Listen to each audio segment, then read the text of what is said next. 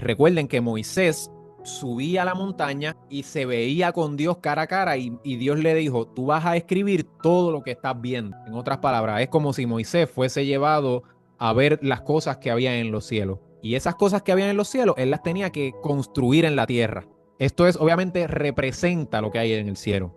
Otra cosa que representa la construcción del tabernáculo es nuestra vida, nosotros. Vamos a ver cómo Dios comienza a establecer lo que se conoce como el tabernáculo. Es el lugar donde Dios se iba a encontrar con el pueblo. Aquí podemos ver una imagen de lo que es el tabernáculo que se construyó en el desierto. Bien. Y todo esto, los mandamientos son muy específicos. Dios dio las medidas específicas. Dios no dijo, corta una madera ahí de lo que tú quieras. No. Dios le da unas medidas bien específicas sobre toda esta construcción que estamos viendo aquí. Este era el lugar donde Dios se iba a reunir con el pueblo. ¿Y qué representa el Mishkan en nuestra vida? Bueno, tiene muchas representaciones. Literalmente todas estas cosas representan a Yeshua, a Jesús. ¿Por qué? Porque Yeshua es el que nos conecta con Dios, con el Padre. Él nos conecta con la salvación y la vida eterna. Todo esto habla de Yeshua. ¿Está bien? Pero también habla de lo que hay en el cielo. En el cielo vamos a ver que hay muchos símbolos en el cielo que están representados en el tabernáculo. Recuerden que Moisés subía a la montaña y se veía con Dios cara a cara y Dios le dijo, tú vas a escribir todo lo que estás viendo. En otras palabras, es como si Moisés fuese llevado a ver las cosas que había en los cielos. Y esas cosas que habían en los cielos, él las tenía que construir en la tierra. ¿Está bien? Esto es, obviamente, representa lo que hay en el cielo. Otra cosa que representa la construcción del tabernáculo es nuestra vida, nosotros. De alguna forma eso representa nuestra carne, nuestra vida humana, natural y carnal, y nuestra vida espiritual. ¿Qué me pasa? Espiritual, ni que fuese con X. Nuestra vida espiritual, que es lo que sucede aquí dentro. Aquí afuera representa lo carnal y aquí adentro representa lo espiritual. ¿Está bien? Éxodo 25 se da un mandato de ofrenda voluntaria. Dios le dijo al pueblo, traigan una ofrenda voluntaria de lo que salga, de lo que tu corazón te diga. Y el pueblo trajo oro, plata, cobre, telas preciosas, pieles, madera de acacia, aceite, especias, piedras preciosas. El propósito, construir un santuario, Mishkan, tabernáculo, donde él habita en medio del pueblo. ¿Está bien? Recordemos que ellos acaban de ver a Dios con truenos y fuego en el monte. Y de hecho, no recuerdo si lo llegamos a estudiar, pero el pueblo dijo, Moisés, habla tú con Dios y tú nos dices a nosotros. Nosotros no queremos estar ahí porque tenemos miedo de que Dios nos vaya a matar. Entonces se creó un sistema de intermediario a través de Moisés y a través del sacerdocio, que vamos a verlo aquí. Entonces el pueblo iba a construir un santuario. El arca del pacto debía ser de madera de acacia recubierta de oro por dentro y por fuera. Tendría 4 anillos de oro y varas para transportarla. La tapa, el propiciatorio o caporet, sería de oro puro con 2 querubines que cubrieran sus alas, que cubrieran con sus alas el arca. Y allí se pondría el testimonio, las tablas de la ley. Si se fijan, el arca era de madera, pero estaba cubierto con oro. Pero la tapa, que es básicamente como un asiento, sería de oro puro. Y tenía 2 querubines. Aquí tenemos una imagen, ¿verdad? De cómo se veía el arca. ¿Ok? ¿Ven? Todo es de oro y tiene unos querubines arriba. Estos querubines siempre están diferentes en todas las fotos. Se pueden ver que los hacen siempre diferentes. Porque realmente no se sabe la posición, pero las personas que han estudiado un poquito más esto entienden que realmente los querubines es como el espaldar. Por ejemplo, el espaldar de una silla. ¿Por qué? Porque esto que parece un cofre también es un trono, es un asiento, es literalmente el trono de Dios en la tierra. ¿Está bien? Eso es lo que representa el arca del pacto. Es literalmente el trono de Dios. ¿Ok? Tenemos la mesa de los panes de la presencia. Es una mesa de madera recubierta con oro, molduras y anillos, ¿verdad? Sobre ella se pondrían continuamente los lejem panín, los panes de la proposición, ¿ves? Los lejem, con el bendito lejem. Tenemos el candelabro de oro, que se conoce como la menorá, de una sola pieza de oro puro, con 6 brazos, 3 a cada lado y un tallo central, decorado con copas en forma de flor de almendro, botones y flores, 7 lámparas encendidas para alumbrar el santuario. Éxodo 26, tenemos las cortinas del tabernáculo. Son 10 cortinas de lino torcido azul, púrpura, escarlata con querubines bordados. 5 cortinas unidas. Tenemos las cubiertas adicionales. Tenemos unas cortinas de pelo de cabra. Tenemos una de carnero que va a estar pintada de rojo. Y sobre ella otra de pieles finas. Tenemos las tablas del tabernáculo, la estructura, el velo del lugar santísimo. Separaba el lugar santo del lugar santísimo. La cortina de la entrada, hecha de las mismas telas, sostenida por 5 columnas de madera de acacia. En la parte de afuera, en el atrio, está el altar del holocausto, hecho de madera de acacia recubierta de bronce. Todo adentro es oro y afuera es bronce. ¿Okay? Tenemos los utensilios de bronce para hacer los sacrificios. Y el atrio del tabernáculo rodeado por cortinas de lino torcido sujetas a columnas de bronce, con basas de bronce y ganchos de plata. Aquí estuvimos viendo, aquí lo tenemos visualmente, ¿verdad? Este es lo que se llama el tabernáculo, todo esto. Adentro tenemos una división, el lugar santísimo. Esto representa la parte más, solamente el sumo sacerdote podía entrar a esta área una vez nada más en el año. Una vez nada más él podía entrar ahí.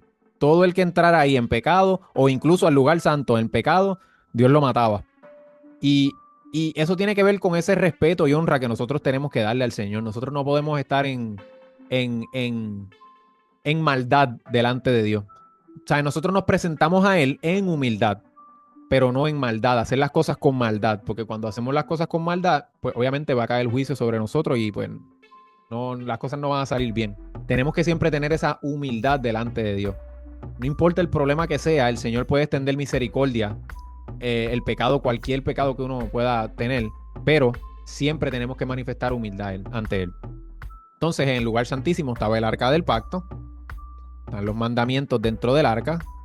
Esto acá es lo que se conoce como el lugar santo, donde hay una mesa de pan, este es el candelabro y el altar de incienso. Esto que está aquí representa lo que les decía como esa parte espiritual invisible de nosotros. Y esta parte que está afuera representa una parte más carnal de nuestra vida, de hacer sacrificios visibles ante las personas. Pero obviamente es para Dios. Esta es la primera cortina que va a cubrir el tabernáculo, el lugar santo y el lugar santísimo. Si se fijan, tiene azul, rojo, púrpura y lino torcido, ¿verdad? Y tiene unas imágenes de los querubines. Esto literalmente representa como el sello de Dios, el ADN de Dios, el cielo manifestándose. Cuando uno lee el libro, por ejemplo, el libro de Apocalipsis, uno ve que en los cielos hay unos querubines. Es esto lo que está representando una cobertura espiritual. Los querubines son esos seres que Dios creó para proteger o para ser unos mensajeros, pero que representan una esencia muy divina de lo que ¿verdad? Dios nos revela a nosotros. Aquí están las medidas. Esto se tiene que unir a través de unos ganchitos que son de oro. ¿Ven? Eso se llaman los corchetes de oro. Luego va una cortina de pelo de cabra, que estaba por encima de la otra que estaba allá. Y estaba con corchetes de bronce. ¿Ven? Entonces va por encima. Primero está la de que representa lo celestial. Y luego está esta negra que va por encima. Luego va otra carpa más. Primero esta, la celestial, con los querubines. Luego viene la negra, que es de pieles.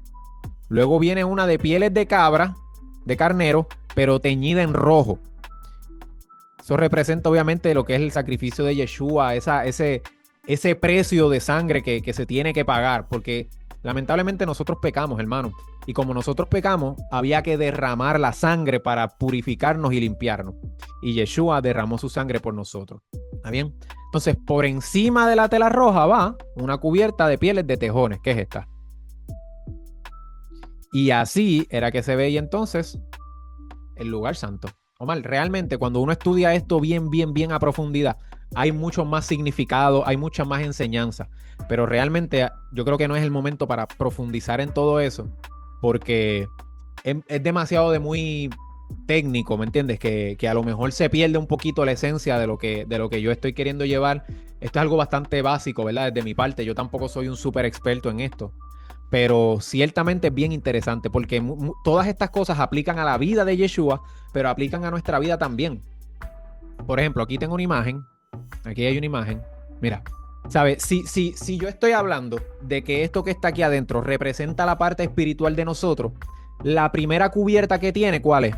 La que es la de colores, que representa lo celestial que tiene los querubines. Eso habla de cuando la Biblia dice que tenemos que vestirnos del nuevo hombre. Voy a buscarlo por aquí. Vamos a leerlo aquí. Cuando el apóstol Pablo nos escribe todas estas cosas, que esto es en el Nuevo Testamento, Pablo no se estaba inventando nada. Pablo utiliza términos que están asociados a la Torá, a lo que está escrito en el Antiguo Testamento. Por eso él dice, él utiliza estos términos de vístete del nuevo hombre, cúbrete. Es como si tuvieses una cobertura nueva. Y cuando tú estudias la Torá, tú dices, ¿cómo que una cobertura nueva, una cobertura celestial? Tú vas a pensar en esto. Inevitablemente vas a pensar en esto.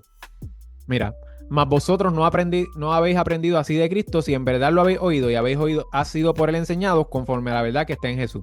En cuanto a la pasada manera de vivir, despojados del viejo hombre, que está viciado conforme a los deseos engañosos, renovados en el espíritu de vuestra mente y vestíos del nuevo hombre, creado según Dios en la justicia y santidad de la verdad. Mira, vestíos del nuevo hombre es como una vestimenta. Y yo tengo una enseñanza bien poderosa de renovados en el espíritu de vuestra mente. Yo tengo una enseñanza que voy a ver si la consigo y se las puedo compartir más adelante.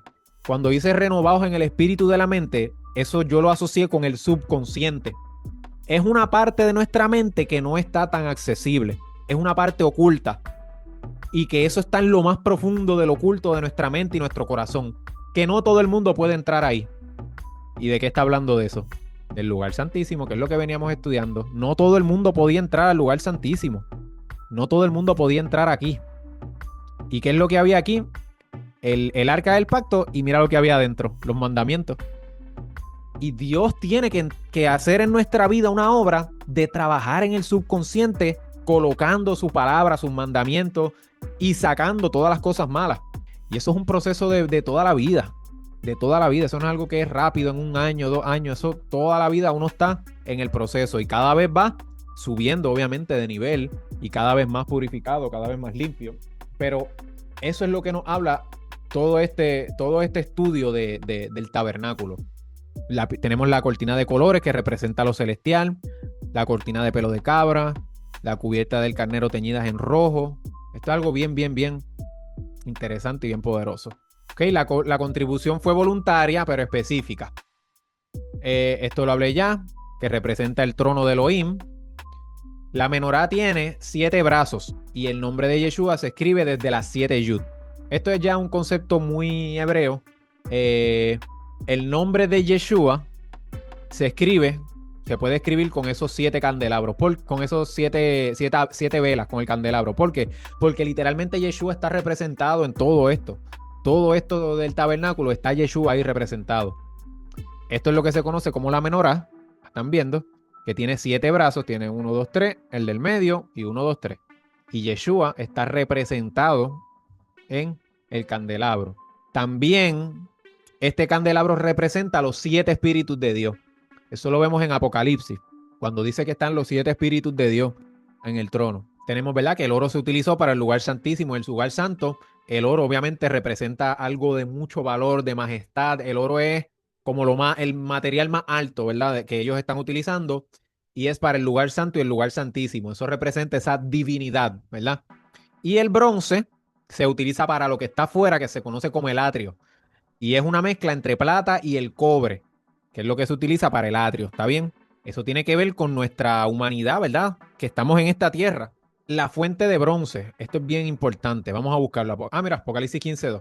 Apocalipsis 15:2 dice: vi también como un mar de vidrio mezclado con fuego, y los que habían alcanzado la victoria sobre la bestia y su imagen y la marca y el número del nombre estaban en pie sobre el mar de vidrio con las arpas de Dios. Juan está teniendo una visión sobre el futuro, ¿verdad? Y dice que hay unas personas que vencieron sobre la bestia, sobre el mundo, sobre Satanás. Y estas personas están de pie en el mar de vidrio mezclado con fuego. Esto que está viendo Juan está tipificado en la fuente de bronce. Vamos a buscarla aquí. Esta fuente que está afuera. ¿Ven? El bronce, cuando el sol le da, tira como un color anaranjado, ¿verdad? Más o menos un colorcito brown, clarito, anaranjado. Y es lo que está representado con el mar de vidrio mezclado con fuego que está viendo Juan en Apocalipsis. ¿Qué representa esto? El sacerdote, después de que el sacerdote hacía los sacrificios, estaba todo sucio, lleno de sangre, tenía que mirarse en la fuente y él podía ver y limpiarse ahí el rostro, limpiar su cuerpo, porque ahí estaba el agua y cuando el sol le da, esa agua es bien clarita y todo, y él puede hacer un proceso de limpieza. Y es como Señor, gracias porque me permites limpiarme, gracias porque tú me limpias. Ese proceso es el que sucede en la fuente de bronce. Es una fuente de purificarnos, limpiarnos delante de Dios. Antes de entrar a la presencia de Dios, que es lo que está en el lugar santo, el lugar santísimo, hay que purificarnos y limpiarnos. Y entonces Juan está viendo un grupo de personas que están aquí y están con arpas, con las arpas de Dios. ¿Qué es eso? Alabanza. Las arpas es alabanza a Dios, ¿verdad? En gratitud. ¿De qué? De que vencimos. De que el Señor nos dio la victoria sobre qué, sobre la bestia, sobre el mundo, etcétera, etcétera, etcétera. Eso es lo que está siendo representado en Apocalipsis 15:2 con la fuente de bronce que estamos viendo en el tabernáculo. Este es el pasaje, ¿verdad? Donde se toman las ofrendas. El Señor dice que tomen una ofrenda para mí. De todo aquel cuyo corazón le mueva a hacerlo, ustedes tomarán la ofrenda. ¿Ven? Era un acto de corazón, una ofrenda de corazón. Aquí explica, ¿verdad? Para qué se va a utilizar toda la ofrenda. Mira lo que Dios le dice a Moisés. Me van a hacer un mishkan, un santuario, para que yo habite entre ellos, conforme a todo lo que te voy a mostrar. ¿Ves? Moisés subía al monte, al Sinaí, y eso representaba entrar en una dimensión espiritual donde él podía ver las cosas del cielo. Y según lo que él veía, vio el mar de vidrio, hizo entonces la fuente de bronce. Vio los 7 espíritus de Dios, hizo entonces el candelabro. Vio el trono de Dios, hizo entonces el arca del pacto. ¿Ven? Todo eso está representado del cielo en la tierra. Aquí están las medidas de todo eso, no lo voy a leer, las medidas del arca, ya yo les leí el resumen. Allí me encontraré contigo, encima del arca, y sobre el propiciatorio, desde los 2 querubines que están sobre el arca del testimonio. Te hablaré acerca de todo lo que he de darte por mandamiento a los israelitas. Está el pan, la mesa de madera donde se ponen los panes, que va a estar revestida de oro, el candelabro, que es lo que es la menorá. Aquí está la construcción del tabernáculo. Están todas las medidas y las cortinas y los colores y todo eso. El Señor fue bien específico. El velo que cubría el lugar santo del lugar santísimo, el altar de los holocaustos donde se iban a sacrificar los animales. Lo que pasa es que el arca del pacto en algún momento fue un objeto súper valioso para todo el mundo, porque es casi como, ¿cómo es que se le llama eso? Como un objeto, no sé, no quiero decir mitológico, pero tú sabes, como que... Sí. Es como que si eso aparece, la gente tiene que empezar a creer más en Dios y en la Biblia, ¿me entiendes? Exacto. Y pues digamos que está oculto hasta el sol de hoy, ¿verdad? Hay varias personas que dicen que lo han visto. El principal rabino y uno de los principales jefes religiosos en todo Israel confesó que sí, que lo ha visto y que sabe dónde está escondido y lo tienen custodiado y todo, pero todo eso se mantiene como en las sombras, por decirlo así. Claro. Pero la Biblia establece, y hay una profecía donde establece que eso tiene que salir, va a llegar el momento en que va a ser público. Es parte de la profecía que va a ser público, que el arca del pacto existió, que toda la Biblia es real y todas las historias son reales, y que se hacía sacrificio y se ponía la sangre sobre el arca y todo eso. Sí, ahí va a ser la prueba mayor. Esa va a ser la evidencia mayor. Claro, el mundo no va a poder seguir poniendo excusas para decir que Dios no existe, que esto es falso. Algo bien importante es que todo esto es es una figura y una sombra del cielo y de lo que Yeshua iba a hacer por nosotros. ¿Está bien? Todo este tabernáculo representaba que nosotros estábamos lejos de Dios y teníamos que ir a un lugar físico a encontrarnos con Dios. ¿Qué pasa? Cuando Yeshua muere y cumple con todos estos mandamientos y derrama su sangre sobre el arca del pacto para hacer expiación, ya entonces no estamos separados de Dios. ¿Por qué? Porque Él quita nuestro pecado. Y ahora todo eso que está ahí simplemente es una enseñanza para nosotros de la vida de Yeshua, de lo que representa el cielo, de los sacrificios que se hacen a Dios, pero eso no es indispensable para nosotros tener acceso a la presencia de Dios. ¿Está bien? No es indispensable. Dios siempre ha estado presente para todo el mundo que se humilla y le pide perdón y le busca. ¿Está bien? Pero esto representaba que nosotros estábamos lejos de Dios y que Yeshua cumplió con todos esos mandamientos, cumplió con todas esas profecías, y ahora por su sangre y como Él es el camino al Padre, pues tenemos acceso a la presencia de Dios. No tenemos que esperar a que llegue un día específico para entrar a su presencia. No tenemos que esperar a que venga un pastor o un maestro, quien sea, para orar, para entrar a la presencia de Dios. No. Literalmente la presencia de Dios está disponible para aquellos que le aman, que guardan sus mandamientos y que lo buscamos de corazón, en la intimidad, ¿verdad? En ese sacrificio que hacemos de conectarnos, de levantarnos temprano, de orar, de ayunar. Ahí está la presencia de Dios.